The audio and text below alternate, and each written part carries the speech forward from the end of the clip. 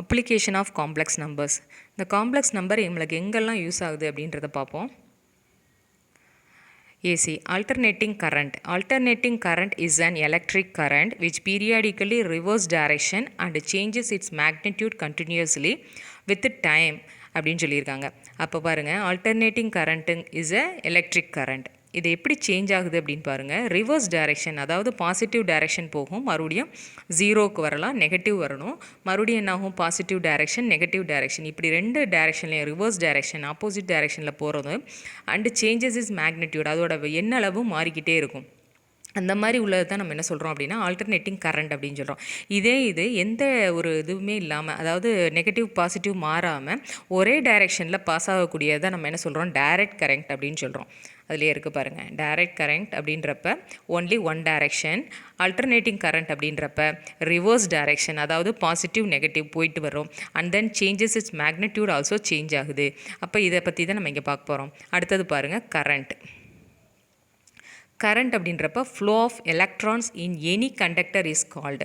நம்ம இப்போ ஏதாவது ஒரு கண்டக்டர் எடுத்துக்குவோம். கண்டக்டர் அப்படிங்கிறது கடத்தின்றது நம்ம நீங்கள் ஒரு ஒயரை கூட எடுத்துக்கலாம், காப்பர் ஒயரை கூட எடுத்துக்கங்க. அதில் வரக்கூடிய ஃப்ளோ ஆஃப் எலக்ட்ரான்ஸை தான் நம்ம என்ன சொல்கிறோம் அப்படின்னா கரண்ட் அப்படின்னு சொல்கிறோம். It is represented by the letter I. The unit of the current is ampere அப்படின்னு சொல்லுவோம். கரண்ட்டுக்கு உள்ள இதை ரேஷியோவை பாருங்கள், சார்ஜ் பை டைம். இந்த சார்ஜ் அப்படின்றது எதோட சார்ஜை குறிக்கும் அப்படின்னா எலக்ட்ரானோட சார்ஜஸ். அப்போ Q/T அப்படின்னு சொல்லுவோம். இதோட Q இஸ் அ கூலும்ங்கிறது என்னது, சார்ஜோட யூனிட்டு. அதே மாதிரி Tங்கிறது செகண்ட் அப்படின்னு சொல்கிறாங்க. டைம் எப்படி சொல்லுவோம், செகண்ட்ஸில் குறிக்கிறோம். அண்ட் தென் வோல்டேஜ் அப்படின்றப்ப the difference of potential between 2 points is called voltage or potential difference அப்படின்றோம். இப்போ நம்ம எடுத்துக்கக்கூடிய ஒயரையே சொல்லியிருக்கேன். அந்த ஒயர்லேயே ஒரு எண்டுலேருந்து இன்னொரு எண்டுக்குள்ளே நடக்கக்கூடிய அந்த நடுவில் உள்ள டிஃப்ரென்ஸ் ஆஃப் பொட்டென்ஷியலை தான் நம்ம என்ன சொல்கிறோம் அப்படின்னா வோல்டேஜ் அப்படின்னு சொல்கிறோம். அந்த வோல்டேஜ் எப்படி டினோட் பண்ணுவோம் அப்படின்ற வீன்ற லெட்டரில் டினோட் பண்ணுவோம். அதோட யூனிட் என்ன அப்படின்னா வோல்ட். அடுத்து ரெசிஸ்டன்ஸ் அப்படின்றது the opposition afforded by a substance to the flow of current is called resistant. இது என்ன பண்ணுவோம் அப்படின்னா கரண்ட் செல்வதற்கான ஒரு தடையை கொடுத்துச்சு அப்படின்னா அதை தான் ரெசிஸ்டன்ஸ் அப்படின்னு சொல்கிறோம். இது டிசியில் உள்ளது.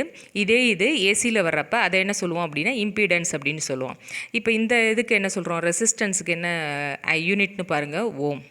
அதே இது இம்பீடன்ஸுக்கு பாருங்கள், அதற்கும் சேம் ஓம் தான். The ratio of applied voltage and resulting current, அதை தான் நம்ம சொல்கிறோம். இதை மட்டும் நல்லா ஞாபகத்தில் வச்சுக்கோங்க. நம்மளுக்கு தேவையானது டெஃபினேஷன்லாம் கிடையாது, நீங்கள் அதெல்லாம் மனப்பாடம் பண்ணணும்னு அவசியம் இல்லை. நம்மளுக்கு தேவையானது இந்த ரேஷியோஸ் மட்டும்தான். அப்போ இம்பீடன்ஸ்னால் என்ன formula, Z = volt by current, voltage by current, அதை ஞாபகத்தில் வச்சுக்கோங்க. அடுத்தது admittance is defined as a measure of how easily a current or device will allow current to flow through it. It is also defined as the reciprocal of impedance. இம்பீடன்ஸோட இது reciprocal அப்படின்னு சொல்லிக்கலாம் இதை. அப்போ இதோட யூனிட் என்ன அப்படின்னா MHO. இது என்ன லெட்டரால் குறிக்கிறோம் அப்படின்னா ஒய்ன்ற லெட்டரால் குறிக்கிறோம். அதுக்கு அப்படியே நீங்கள் அங்கே என்ன பார்த்தீங்களோ அப்படியே அதை ரிவர்ஸில் போடுங்க, கரண்ட் பை வோல்டேஜ், அவ்வளோதான். இந்த இது இருக்குது பார்த்தீங்களா. அப்போ அட்மிட்டன் அப்படிங்கிறது is equal to current by voltage.